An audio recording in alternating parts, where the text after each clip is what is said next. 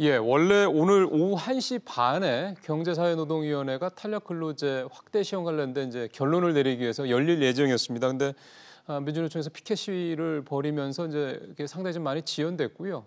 저희 프로그램 시작 직전이죠. 오후 4시에 이제 그때부터 회의가 시작이 됐습니다. 뭐 원래도 1시 반에 했어도 아마 지금까지 결론 나기 힘들었을 만한 사실 민감한 내용이기 때문에 이제 시작했으니 뭐 언제 결론 날지는 모르겠습니다. 일단 오늘 저희는 단국대 김태희 교수님 모시고요.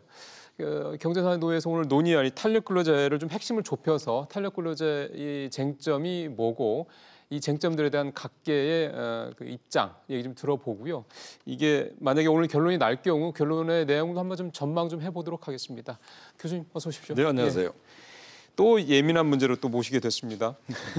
그 민주노총이 오늘 피켓 시위를 할 때 그 피켓을 제가 쭉 보니까요. 크게 두 가지더군요. 하나가 노동 시간이 건강에 무리갈 정도로 늘어날 것이다라는 거 하나. 두 번째는 이제 임금이 감소한다. 이렇게 두 가지가 크게 이제 피켓에 주로 공통되게 나오던데 일단은 노동 시간이 굉장히 늘어날 것 같다라는 부분에 대해서 이거 어떻게 해석을 해야 될까요?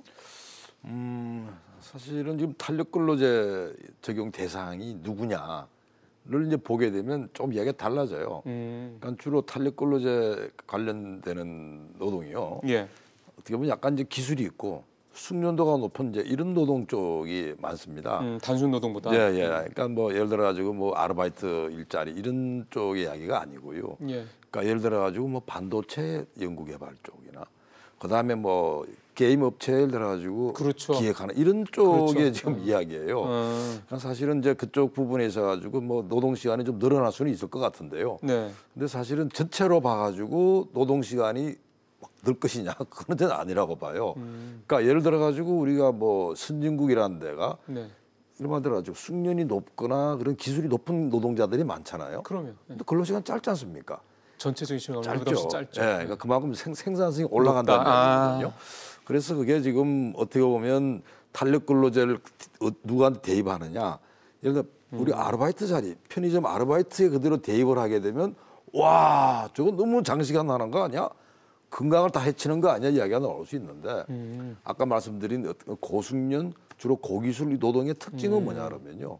사실은 자기 실현 재량을 많이 가지고 있어요. 그렇죠. 네. 많이 힘들다? 좀 쉬어요. 그러니까, 예. 네. 그럼 회사는 그게 이익이에요. 왜 그러냐 한다면 결국 이 두뇌를 가지고 일을 하는 경우가 많거든요. 그다음에 이제 우리가 이제 뿌리 산업이라고 혹시 들어보셨나요?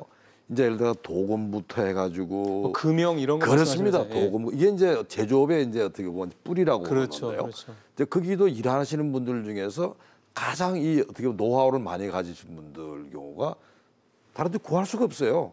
그분들은 예사로 10년 이상 못한 20년 타는 분들입니다. 그러니까 이분들 경우는 보고 냄새 맡고 이렇게 다 하는 분들이에요. 그러니까 이분들도 자기 재량을 가지고 있습니다. 그래서 사실은 이걸 우리가 탄력 근로제를 해가지고 그렇게 장시간을 시키면 어떻게 보면 일반 노동한테는 그 말이 맞는데 대체로 이 탄력 근로제는 좀 개념이 달리한다. 어떻게 보면 지금 우리가 그 문제에 대해서 지금 뭔가 지금 착각을 하고 있는 거고, 그다음 이제 민주노총에서 이제 근로자들의 건강을 해친다. 예. 근데 그 문제에 대해서 충분히 그냥 보면 그럴 수 있어요. 예. 근데 사실은 노동 성격이 좀 다르다는 점을 좀 간과하고 있다는 글쎄요. 거죠. 그런 부분들. 네. 그다음에 소득이 감소한다 그러는데 예, 소득 얘기도 좀. 그도 말씀드리죠. 사실은 이제 그분들 경우는요. 원래 시간당 임금이 센 데입니다. 그러니까 기술이 좋고. 그러니까 탄력 근로제가 적용이 되고 있는 현재 업종 같은 데 계신 분들 말씀하시는 그렇습니다. 거죠. 예, 그분들 급여가 센데요. 그러니까 사실은 이제 이 근로 시간이 이제 조금 탄력하면 이제 늘어난다고 했을 때 아마 제가 볼 때는 그분들 입장에서는 소득이 반드시 이렇게 준다? 그냥 모르겠어요. 그건 반드시 그렇지는 않다는 거죠. 예. 근데 만일 이것도 예를 들어 가지고 아르바이트 일자리로 해가지고 대입을 하게 되면 감소한다는 말이 나올 수 있습니다. 지금 연장 근로 수당이 날아가잖아요. 날아가니까. 그러니까 이게 소득이 준다는 말이 나올 수 있을 텐데 탄력 근로제 자체의 어떤 대상이 예를 들어 가지고 아르바이트 일자리나 그다음에 우리가 뭐 정말 대량 생산하는 그런 어떻게 생산 라인에 있는 이런 노동은 사실 좀 비중이 작고요. 그리고 또 어떻게 보면 탄력 근로제를 지금 막 노동계가 반대를 하지만 정부가 막 하려고 하는 이유도 뭐냐 그러면 사실은 이게 안 하게 되면 우리가 경쟁력을 가지고 있는 뭐 반도체부터 해가지고 뭐 개인부터 해가지고 핵심 산업들이 다 이제 무너지는 거죠. 존폐 문제가 걸린 겁니다. 네.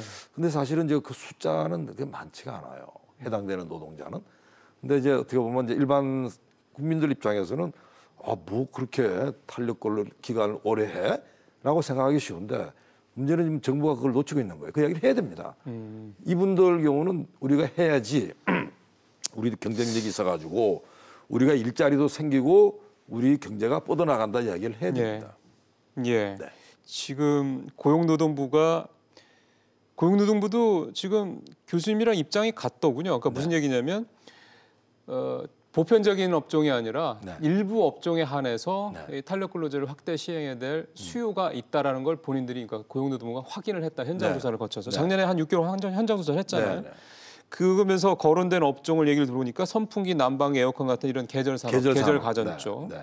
그다음에 개보수의 3개월 이상 소요되는 석유화학 업종, 네. 뭐 조선 뭐 이런 네. 쪽도 얘기가 나오고요. 네. 말씀하신 R&D 쪽도 뭐 당연히 들어가고요.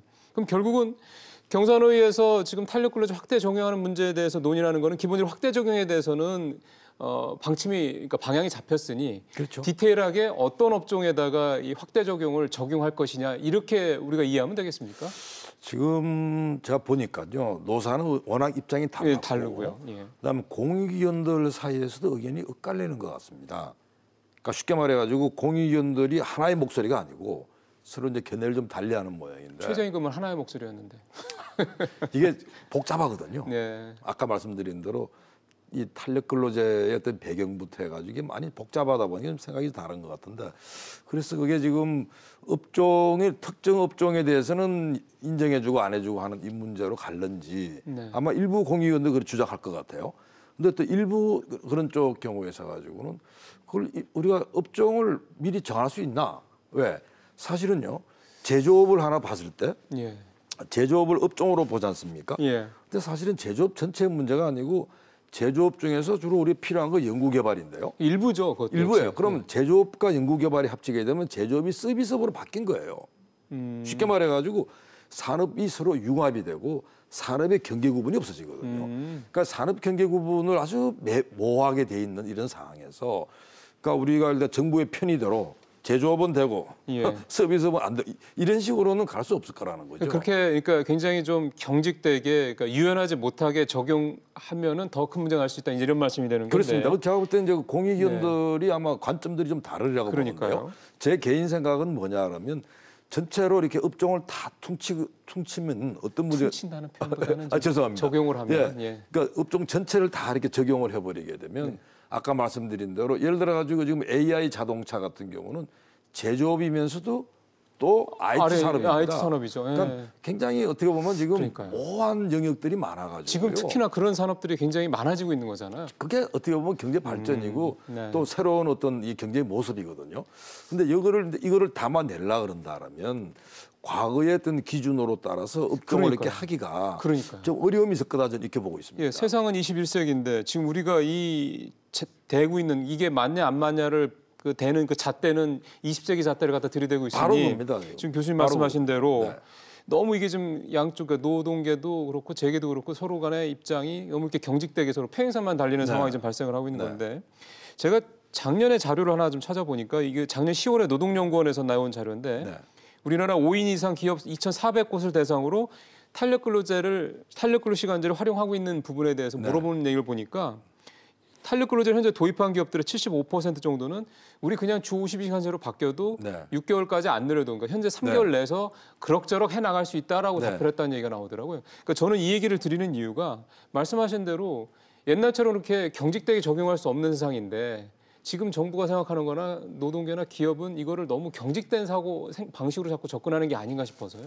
정말 정확한 지적이세요. 사실은 우리 기업이 뭐 어떻게 보면 뭐 일반적인 그런 기업이 있는가 하면은 예.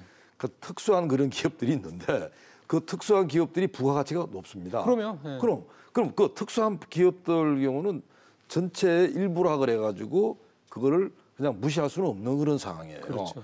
그래서 사실은 이제 이 탄력 근로제 문제라고 하는 게 조금 이 최저임금제랑 달라가지고 그렇죠. 최저임금제는 자영업 하시는 분들 다 피부로 오는 문제거든요. 예.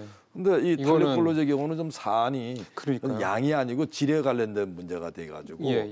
사실은 이 자칫하게 되면 예. 이 그 속성을 모르고 하기 쉽다 그러니까요. 이런 문제가 있습니다. 그러니까 사실 어떻게 보면 본말이 전도돼서 논쟁 아닌 논쟁, 논쟁만의 그렇습니다. 논쟁이 될 가능성도 있는데 네. 실제 노동계 생각하는 임금이 준다든가 과로가 늘어날 수 이런 문제에 대한 대안으로 뭐 안전망 확대라든가 또는 어떤 근로 시간을 정부 차원에서 좀 이렇게 네. 제한을 하게 하는 뭐 그런 식의 좀 디테일한 부분을 조정을 하면 되지 않겠냐 이런 얘기도 있어서요. 결국은 이 탄력 근로제 문제가 교수님 말씀하셨던 그런 선에서 본다고 그러면 비교적 최저임금보다는 조금 더 해법을 찾기가 좀 낫지 제가 볼 않을까 싶네요. 때는요 노사가 그렇게 싸울 일도 아니라고 네, 봐요. 네. 이 문제에 대해서 조금 이 사안을 냉정하게 들여다보면요 노사가 둘 다 윈윈할 수 있는 예. 이런 사안이거든요. 예. 그래서 조금 이 뭐 그런 걱정들 건강에 대한 걱정이나 소득 감소에 대한 이런 부분들은 결국은 법의 문제가 아니고요. 근로시간 제도 운영에 관련된 그렇죠. 부분입니다. 예. 운영을 예. 현명하게 하게 되면요. 예. 건강이 왜 상합니까? 그럼요. 예. 소득이 왜 떨어지냐고. 그래서 이 문제를 너무 예를 들어 가지고 이 정말 참 우리 일반 노동에다가 이게 참 어려운 노동을 그대로 가져 적용하다 하게 되면 예, 예. 서로 엉뚱한 소리를 한다는 겁니다. 그래서 조금 여기에 대해서는 노사가 좀 더 대화를 솔직하게 글쎄요. 하고 또 정부가 제가 볼 때는 이걸 국민들한테 설명해야 됩니다. 지금 국민들이 지금 이해를 저도 그 못해요. 생각이 듭니다. 예. 못하고 있습니다. 이 문제를. 지금 왜 탄력 근로제가 필요하냐에 대해서 대부분의 사람들은 뭐 그 정도면 되지 않아 생각할지 그리고요. 뭐. 교수님 말씀하신 대로 이게 사실 적용되는 게 그렇게 보편적이지 않은데 그렇습니다. 업종이 사실 제한적이고 그 업종에서도 또 일부 쪽인데 네. 이게 마치 최저임금처럼 전체 노동계나 그게 전체 아니거든요. 재계에 다 골고루 영향을 미치는 것처럼 약간 확대 해석이 돼서 조금 과하게 그렇습니다. 논쟁이 벌어지게 하는데 사실 뭐 그 말씀이 딱 정답인 것 같습니다. 제가 볼 때는 최저임금제랑 사안이 많이 다른 그러니까요. 부분이에요. 그래서 이거를 어떻게 보면 이제 우리나라 경제든 경쟁력에 대한 부분이나 뭐 이런 핵심 문제로 이렇게 가면 좋겠다는 생각이 듭니다. 그러니까요. 조금 기대감을 갖고 한번 좀 지켜보겠네요. 네. 예, 오늘 말씀 잘 들었습니다, 교수님. 예. 감사합니다.